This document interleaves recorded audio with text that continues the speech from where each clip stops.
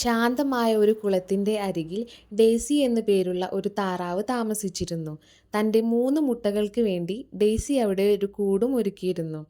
3 മുട്ടകൾ വിരിഞ്ഞ് കുഞ്ഞുങ്ങൾ പുറത്തുവരുന്ന ദിവസത്തിനായി ഡെയ്സി കാത്തിരിക്കുകയായിരുന്നു. ഒരിക്കൽ തീറ്റ തേടാൻ പോകുമ്പോൾ ഡെയ്സി മീനിനോട് പറഞ്ഞു, "മീൻകുട്ടാ, നീ എൻ്റെ മുട്ടകൾ നോക്കണേ. നീ ഇവിടെ ഉള്ള ധൈര്യത്തിലാണ് ഞാൻ എൻ്റെ മുട്ടകൾ ഇവിടെ ആക്കി പോകുന്നതെന്ന്." ഇതുപോലെ കാക്കയോടും പറഞ്ഞു.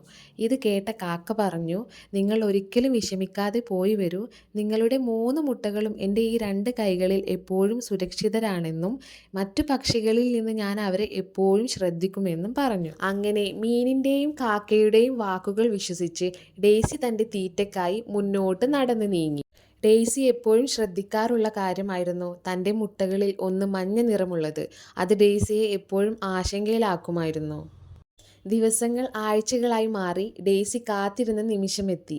തൻ്റെ 2 മുട്ടകൾ മൃദുവായി ചലിച്ചുകൊണ്ട് താറാവ് കുട്ടികൾ പുറത്തു വന്നിരിക്കുന്നു. എന്നാൽ 3ാമത്തെ മുട്ട വിരിഞ്ഞില്ല.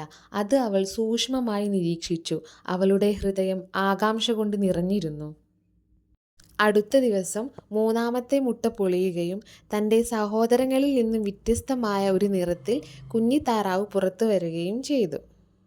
ഡെയ്സി അവൾക്ക് ലില്ലി എന്ന് പേരിട്ടു. അവൾ തൻ്റെ സഹോദരങ്ങളുമായി പൊരുത്തപ്പെടാൻ പാടുപെട്ടിരുന്നു.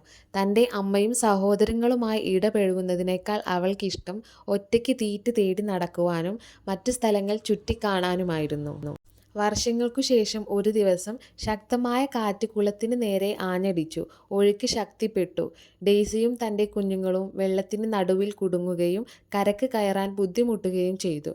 തൻ്റെ കുടുംബത്തെ സുരക്ഷിതമായി കരയിലെത്തിക്കാൻ വേണ്ടി ലില്ലി തൻ്റെ നീണ്ട കാലുകൾ കൊണ്ട് ശക്തിയായി നീന്തുകയും അവർക്ക് വഴി കാണിച്ചു കൊടുക്കുകയും ചെയ്തു. ലില്ലി തൻ്റെ കുടുംബത്തെ സുരക്ഷിതമായി കരയിലെത്തിച്ചു. അങ്ങനെ കൊടുങ്കാറ്റ് കടന്നു പോയതോടെ ഡെയ്സി സന്തോഷത്തോടെ മറ്റ് 2 മക്കളുടെ മുന്നിൽ വെച്ച് ലില്ലിയെ ഒരുപാട് സന്തോഷിപ്പിക്കുകയും പ്രശംസിക്കുകയും ചെയ്തു.